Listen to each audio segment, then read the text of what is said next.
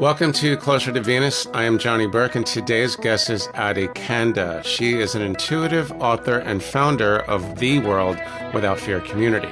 Adi receives vibrationally active transmissions in written form and offers cellular level attunements via detailed past life readings. Today, we will be discussing the meaning found within karmic transpersonal healing. Adi, welcome to the program. Thank you for having me, Johnny. Excellent. Now, you seem to have many different intuitive skills. One thing looks like perhaps automatic transmission, or should I say automatic writing, and also past lives. What came to the surface first for you? It was receiving through written word. I describe it as an intuitive awakening because it was spontaneous. It was not something cultivated or expected in any way. I do want to honor some work that I had done previous to that awakening, which is a body of work called Master Alignment. And I had received an attunement in that body of work in 1998. And then in January of 2000, I was studying Jung at the time, and I was keeping a dream journal literally right beside my pillow. I found if I even got up to pee, I'd forget half the dream. And I really wanted to remember all of it. So I had the journal and the pen right there. And I woke up one morning and there were pages of really exquisite poetry in the journal that I had no memory of writing at all. It was not necessarily a happy experience for me. I was shocked, and I'd never had any experience like it. And I have to admit, I actually felt a little violated. And I felt like someone had come into my bedroom and put something in my book, my private space. So I called a very dear friend of mine who's since passed, but she was kind of my feminine soulmate. We were very close. And so I felt comfortable sharing with her. She got really excited and said, "Oh, this is amazing. This sounds like something's coming through you." And I thought, well, easy for you to say. It didn't come through you. Right. And so she said, well, let's try an experiment. Let's see if you can do it again. And she said, let's see if we can tell where it's coming from. I'll ask a question, and you see if you can hold that question and get an answer for me, and then we'll know it's guidance. And I said, well, I know everything about you. And she said, actually, you don't. So she said, I'll ask a question that has to do with something that you actually don't know. We've been friends for 15 years, so I was a bit surprised by that. But so she asked a question. The next night it repeated, and this time it was very specifically for her. I had trouble reading my handwriting because it was in the dark. I was writing over top of my own writing, and that troubled me at first, but I found when I relaxed my own resistance to the process, I could see what was there. And I have a very vivid memory of that day being on the phone and reading to her what I had received, because it didn't make sense to me. It was beautiful words, but I didn't understand it. And she just started to sob on the phone. And I said, what? And she said, well, not only did you answer my question, but you've just shown me that I'm not alone, because you didn't know anything about this. So if you can now tell me this, it means I'm seen. It means I'm heard. It means I'm understood. That's really, really amazing. First of all, that sounds like it's an instance of channeling. Is it possible that your dream journal actually triggered or initiated your intuitive path? Is that possible? The way I look at it is more that I was in between dream and waking state. And in that space, I think artists, musicians, those who bring through sacred writings understand that state. And it is a state of openness that bypasses the conscious mind. And I think that was really what was important. Also, I'm a writer. So that is my way of expression. I've been a writer since I was 3 years old. Began writing poetry at 3. And so I think Source comes to us often in a way that is a match for us, and that is something, it's a door we can open. And for me, that was the written word. When you were young, because you've been writing since you were 3, usually children don't start writing until they're like 6 or 7. Did you have any instances of psychic phenomena or seeing spirits, anything like that when you were young? I would describe my childhood as one of getting used to embodiment. I was a very, very sensitive child and found simply being a human, a foreign experience. That's my predominant memory of my childhood. I did spend time out of my body. I do remember sitting in the tree outside my bedroom window. I had powerful dreams, including a recurring nightmare that I had for about 10 years, almost every single night, that I think was an embodiment nightmare of, like Alice in Wonderland, shrinking down to a tiny, tiny, tiny spot and then expanding into a massive size, and then it all recurring over and over again. So I think what was more interesting in my childhood is that my mother had a powerful prophetic dream that I was going to be injured. I was a cheerleader. I was 12, going to a football game, just a local little community game, and she didn't want me to go because she had a dream that I was seriously injured, and I was wearing red, and my cheerleading uniform was red. And she and my grandmother, they literally stood in front of the door trying to block me, to say, "You can't go to the game. Your mother had a dream." And I was 12, and I said, "I'm not staying home because my mother had a dream." And so I left, and she sent my father to tail me without my knowledge. And he sat in the stands and watched me have a terrible fall and break both of my arms very badly at the same time. The poor man, he didn't deal with blood or things like that lightly. So I'd say that the tendency toward that openness is something that ran in my soul family. In the bloodline, you just mentioned soul family. Does that have anything to do with the past lives and perhaps a life between life space, or is that a different descriptor? My understanding, I speak from what I know. I would say that the experience of being in between lives is one that varies from individual to individual. And our transitioning and our experience of transitioning has as much to do with our karmic journey as our living days do. And so that can vary a lot. And sometimes the patterning, which is a phrase I use in my body of work quite frequently, that patterning, that archetypal patterning, is not something we fully leave behind, that we can bring with us and do bring with us lifetime after lifetime. And so it can play out in between worlds to the degree that it is my belief that to some extent we generate our experience in between worlds in the same way that we generate our lives. And we will get to that, no doubt. Let's go back to the automatic writing. The first thing that comes to mind is, and you might want to check this out, a woman named Gates McKibben did an episode on the show a while back, and she described her experience very similar to yours, and she basically called herself a scribe for spirit. It might be slightly different because you don't remember even writing these accounts. That first one, I didn't. And I now receive in a much more present state than in the early days, because I've received thousands and thousands of transmissions over 25 years. So I am now able to access much more readily. But it came to me in that way, spontaneously, yes. So is that automatic writing, or is it something else? As I understand automatic writing, that is simply a way to bypass, again, the conscious mind and to open to interdimensional experience. So I'm not opposed to that word. I generally refer to the writings as transmissions. I refer to my process as receiving. And I now receive in spoken word as well. I also bring through energy healings and attunements as well. So I feel it is one stream of energy. It's just finding its way to express through me.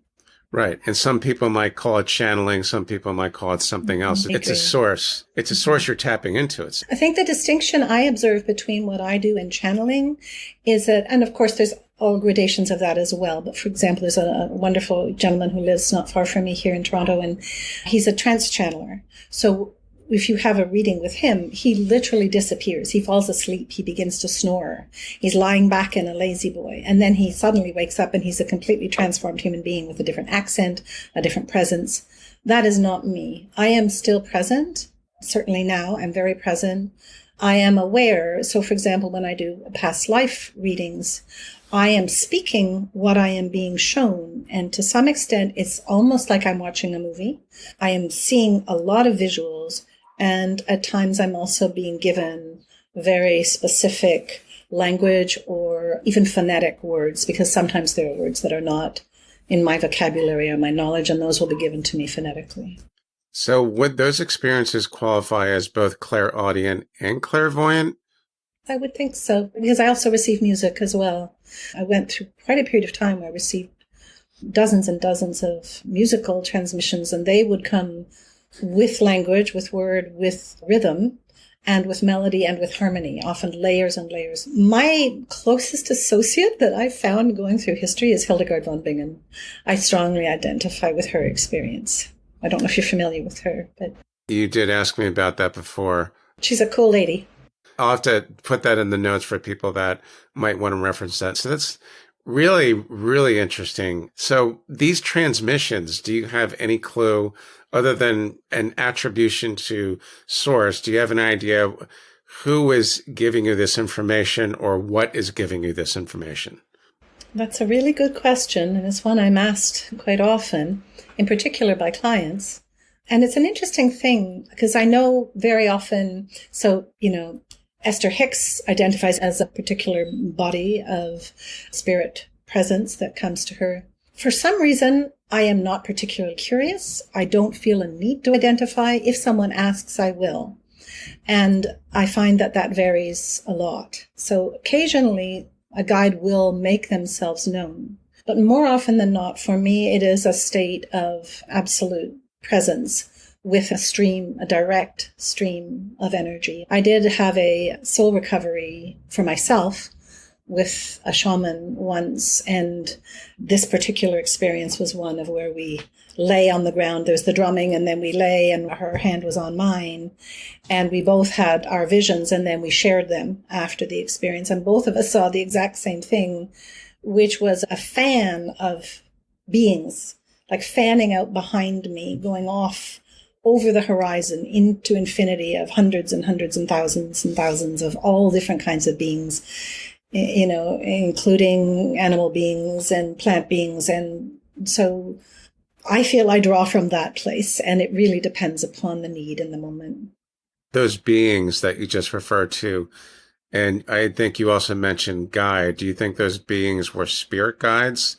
Because I've been told that spirit guides can be human in form, and many of them are animal spirit guides. Yes, absolutely. Absolutely. So there was one particular body of work in terms of a group of transmissions, which I'm very fond, which came to me in a very special way, which was I was invited to offer support to a family with a little girl who'd been abducted. And they were, as you can imagine, they were looking probably for Sylvia Brown. They were looking for someone who could say, this is what's happened and this is where she is and we can find her. I am not a psychic. That is not my work. My work is of the soul path and the soul journey. But I was able to bring through information that was very meaningful to them, and they immediately recognized her and they recognized her communications. And so I spent about a month and a half with her family until her body was finally found. And it was a really life-changing experience for me because of my own patterning, which is something we can get into later if you wish. So I asked for a name in honoring the privacy of her parents. I asked for her to give me a name to call her. And she said, call me Una. And then I shared that with her parents, and her mom said, oh, that's my sister's name, her favorite aunt. She adores her. So, but these transmissions from Una are very specific to her. And I can recognize an Una transmission stands out very distinctly from the others. And primarily the transmissions I'm speaking to are actually ones that took place after her transition, because they changed dramatically. I've done many transmissions from the deceased, and this is one thing we see, is that universally, while we do continue our karmic journey and we do bring our stuff with us to some degree, we are immediately released from the bondage of our human blindness. And so there is a higher nature that comes through in these transmissions. It's very beautiful. And for Una, it was her last lifetime. And she shared this, and she was a very unusual child. Her family, they were atheists, an Asian family, atheists, but she had a picture of Christ on one wall and Buddha on the other. And she had her own rituals and prayers that she did just of her own accord. So it makes sense to me that this was a last lifetime for her. That's a whole story around that. Right. Interesting. So how did she know it was her last lifetime? Because that's not the first time I've heard that either. Well, she told me specifically in the transmissions that came after her passing, like she did not die immediately. She was abducted and she was alive for a period of time until her passing. On the day I was receiving from her daily to share with her parents, and on the day of her passing, I sat to receive from her as I always did, and she appeared in a lotus posture and she was actually levitating. She was hovering in midair and she just said, "I've ascended." Really? And I said, "No, you got to give me more than that. Your parents are waiting, you know." You got to give me more than that, yeah. She just said, "I have ascended, I have ascended, I have ascended." And that's all she would say. And then later she communicated. She was in process at that time and not open to communicating. And later she shared that she had specifically chosen the experience that she did in order to complete her journey, which I think is very important when we talk in these realms. You know, when we're so fascinated by transpersonal experiences, to me, what's so important is the why. Like, what is the meaning within, you know, even these experiences that we don't understand? So she was very clear about that. Now, do you still get transmissions from her? I can if I ask. All right. I haven't in a while. Can you ask her if this is my last lifetime? I hope it is. I don't want to come back here. I want to go to a planet Johnny. with supermodels and hanging out with David Bowie and Prince. And I'm not coming back to this third dimension hellhole. Just kidding. Well, actually, I'm not kidding, but that's probably a story for another day. It's actually a really good point, though, if I may. I can answer your question because this has been spoken to in a number of the transmissions, and you're not going to like the answer. And the answer is that when we are still in a place of saying, "I want to leave, get me out of here," we are not done. Yeah, that's what I figured. When we reach a point of absolute presence and surrender to all that is, then we may be ready in any moment. So no planet Zadar in the immediate future, I guess. All right, that's fine. Well, that would be up to you. Yes, it is. Now, before I forget, you mentioned that you have made contact with several people that have transitioned. That sounds like something a medium would do, but at the same time, you're, I guess, avoiding the label or positioning yourself as a medium. Is that true? That is correct. I have had experiences of mediumship, and I don't enjoy them. It's spontaneous. I heard one of your other guests reference this, who does past life readings, that sometimes someone will show up if it's very important. And in other words, what I think of as mediumship is an actual presence coming into me, inhabiting me, and speaking through me. I prefer to keep my own field for myself, so I don't enjoy that sense of it. But if we were to, for example, say mediumship is simply the process of receiving a communication, then I guess you could use that word. I also simply refer to them as transmissions from the deceased or letters from the deceased. And part of that is because while they come in the voice of the individual, and I've been told this over and over again, they will use words that individual used, phrasing, languaging. For example, I just shared on my social media today a transmission I'd received from George Floyd. This is the 3rd anniversary of his passing a few weeks ago. And I received it a few weeks after he transitioned. And so you can tell that languaging is not mine. It's his languaging.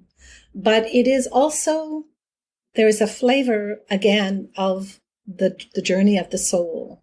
So there's nothing random about it. It's not just chit-chat. It is a very deep, high-frequency communication from the higher nature of this individual, very often expressing something they may not have been anywhere near capable of expressing in this life. So it's very different work from the work of some of the, like the Hollywood psychics. They're all about the identifying facts, which is amazing to me, but my work is quite different from them. So do you think that being able to contact people that have passed over, transitioned, does it give your clients some comfort knowing that once we die in this lifetime, it's not over, we keep coming back until we've done our work? Do you think that brings them comfort? Oh, absolutely. I think transmissions from the deceased and their own past life stories bring that element, because I love it most of all when I don't know that the individual at all. They're brand new to me. And that's the joy of it. They may want to start telling me their story and I'll say, no, don't. because you're going to enjoy this much more if you know that I know nothing. And then they're going to see that this isn't me. This is something, a much larger purpose and vision. And I think, Johnny, part of that depends upon our worldview, right? And where we come from in our worldview. And to me, the understanding that this dimension is purposefully dualistic is really important, so that our suffering is not random. There's nothing random about it or unintentional about it. Even the most difficult things, and that's not easy to digest, but I believe it is so. And that we are not here to eliminate duality. We are here to alchemically transform our relationship to it. And that's a very different thing. I don't believe that this earth is a place that will ever be without dualistic references, because that's our gift. That's our catalyst. Right. And that's how we learn from the obstacles. And I was just talking with someone an hour ago about this, where the people that trigger you or the things that trigger you, that's a sign that is something you need to work on, not avoid it. Exactly. Bingo. It's something that I've heard quite a few times. And one of my speakers came up with a brilliant quote. She said, if you're interested in this world, she's a medium, this one particular woman, you have to basically unlearn almost everything you've been taught. It's pretty scary if you think about it, but another way to look at it would be to remember what we have always known. I think that is also true. Let's talk a little bit about your work with past life readings. Past life readings and past life regression are not necessarily the same thing, are they? They're not at all the same thing in my experience. That's absolutely true. Past life regression, the individual is brought into a trance state of their own, and they are calling forward memories. For my work, it's called the core process, core with a K. I am bringing through the reading and the lifetime, and it's recorded so that the individual has that as a tool to work with. And for me, it's called the core process because it is a process. It's the pillar of a process and a body of healing work that unfolds over a matter of months or years. Okay. Now, in these readings with the past lives, I believe you mentioned earlier that you can view them almost as if you're viewing a movie. Is it very much the same thing with the sitter, the client, or is it maybe a little bit different? It's extremely variable. It will depend upon the patterning of the recipient, where they are in their journey, their receptivity, their degree of anxiety in that moment. So the more open an individual is, the easier my process is. And I will share this with someone as we begin, that if they can put aside whatever is in the way in this moment, it will really assist the process. It's the most common thing I hear from folks immediately after one of these readings is, you just told me my whole life. So generally, what I should say is, so the stories that are given to me, the past life stories, the lives that are chosen are lives that are very purposefully relational to where we are right now. So it's a life that is available to us as a template to be laid over top of our present moment experience, kind of a user's manual that opens the door to making sense of everything that we are experiencing now, knowing that these core central patterns we have lived over and over and over again. Yeah. I heard that many times. The lives that come up are the ones that are typically relevant to what is going on right now in this one. It's in service of our consciousness. In these sessions, have you traversed into what is called the life in between lives space with either you and or your clients? Only in so much as they may be guided about that particular lifetime. So they may have information given that, for example, their death was traumatic. In these particular readings that I offer, there is almost always a death. It's a survival level fear. And when we do transition, we often imprint things that we can take with us. And so in that experience, if that death was highly traumatic, for example, or if there is a guilt patterning or a patterning of attachment of some kind, then that individual might hear that transition was not easy for them.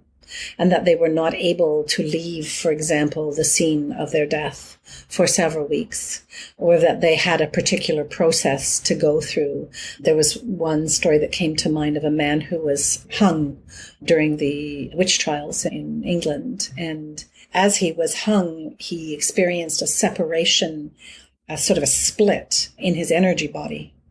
And so a part of him ascended and a part of him was stuck. So that kind of information is given as it is relative to where we are now. So for him, he's being shown an opportunity to work with this part of him that lives with a division within him, a part of him that knows his wisdom and his higher nature, and a part of him that's very much entwined with the trauma.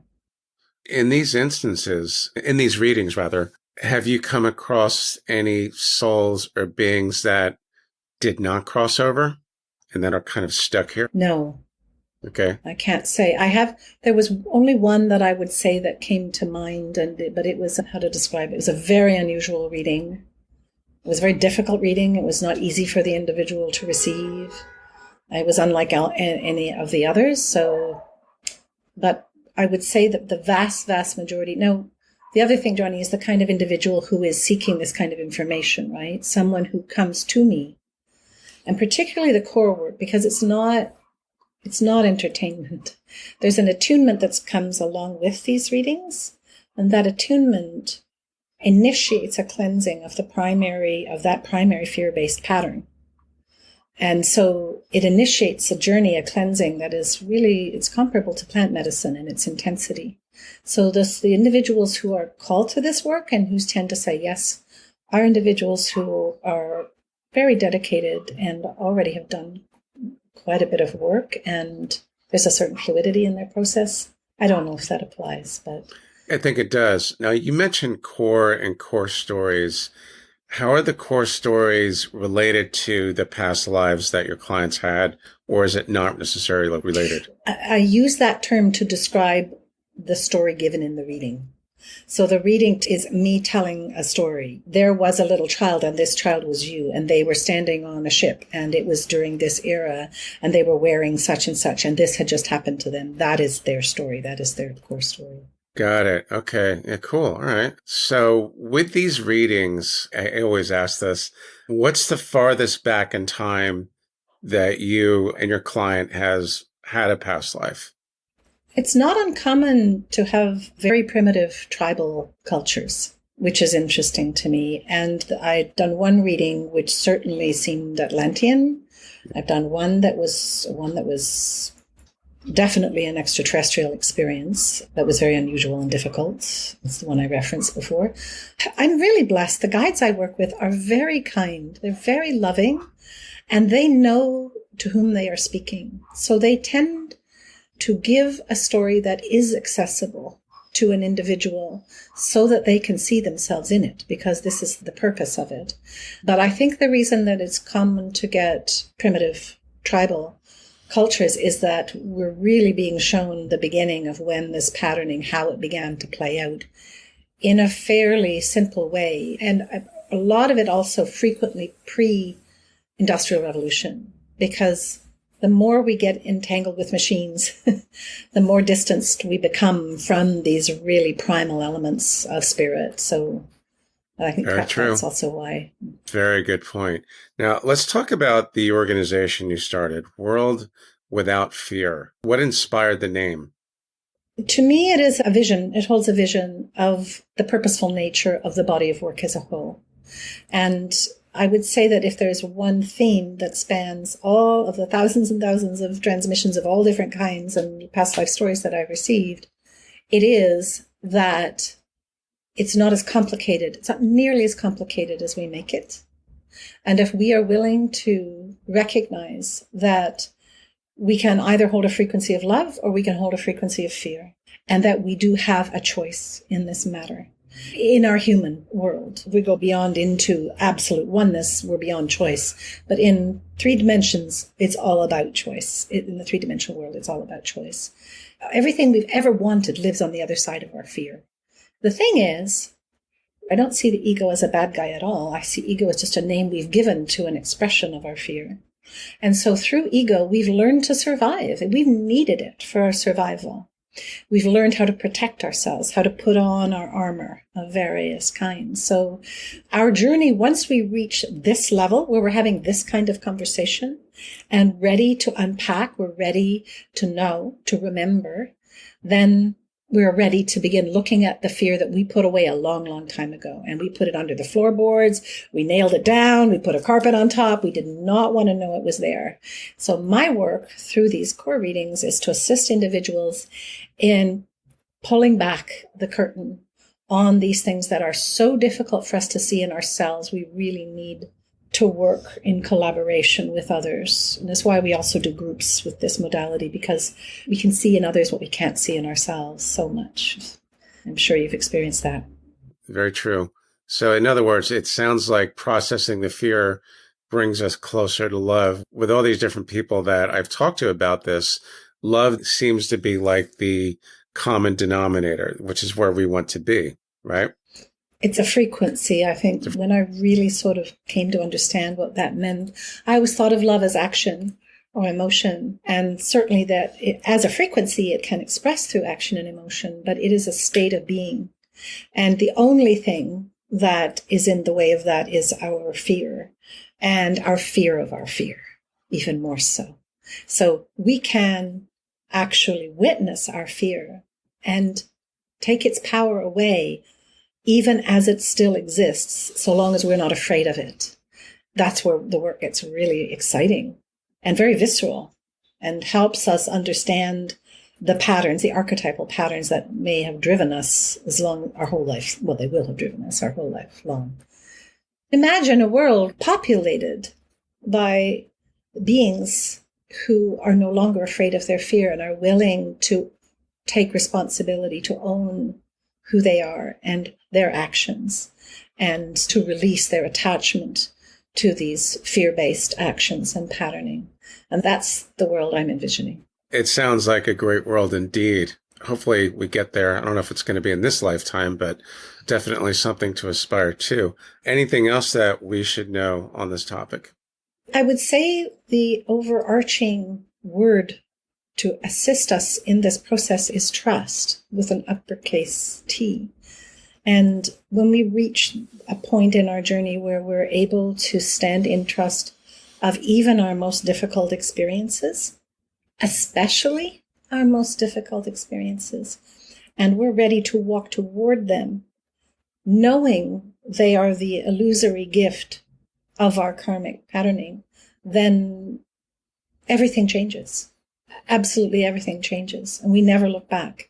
The world never looks the same again. We're never without tools, no matter how dark it gets, and no matter how strong the oppositional energies are on the planet. They're very, very strong right now, very, very heightened, because the collective consciousness is cleansing that which has been unseen, that which is under the floorboards. It's all being brought up. So to be in trust of the entire picture is so valuable.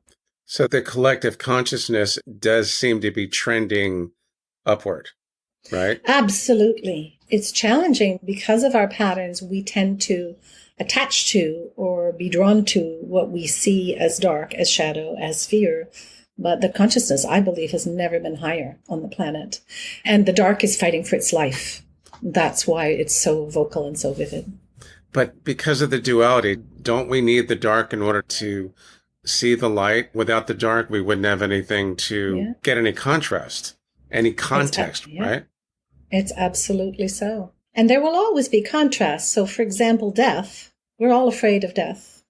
Most of us, the vast majority of us, are afraid of death. And I believe why we have it. Hot, cold, young, old, health, disease. Every contrast we experience holds a gift within it. And I do believe we will always have all of that so long as we are in 3D. I'm very interested in where we go collectively once we have alchemically transformed beyond our need for those dualistic practices. But there's certainly, I think, lots of work still to be done. I would say there's a lot of work to be done. So you said most of us are afraid of death. So you're admitting that there's a small population that has some insight that is no longer afraid of death. Is that true? I believe so.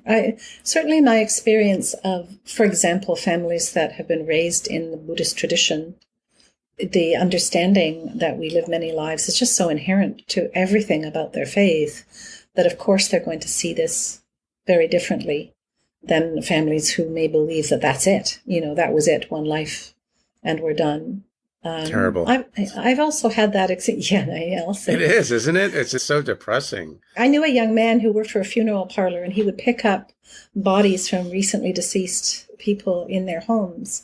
And he said the contrast in what he witnessed in the different faiths was extraordinary. And he said it was really, really a marked difference with individuals such as Buddhists. But I would also say that I've had the honor of being a death doula, I would say, a few times. Just being called to circumstances where I assisted a soul in transitioning. For me, in that, all fear left in those experiences. There was nothing but beauty and nothing but absolute trust. And I believe that is available to all of us. We don't need to be deep, deep students of any one spiritual tradition. We're simply asked to surrender to the knowledge and the support that's there waiting for us at any time. And when we know that we are held, as my friend said, when we know we are seen, then what is there to fear? We're returning home. I'm going to stop right there because there's no way I can ever top that. Adi, thanks so much for joining us today. Excellent, excellent information. How can our listeners find you online? Oh, it's my pleasure, Johnny. And my website is worldwithoutfear.org. That's the easiest way to find me. I'm also on Substack. You can find my writings there. That's AdiKanda.substack.com. Excellent. I will put that in the show notes and the transcript as well. You've been listening to Closer to Venus. I'm Johnny Burke. If you enjoyed today's episode, please consider subscribing. For more info, please go to closertovenus.com. Thanks again for tuning in, and we'll see you next time.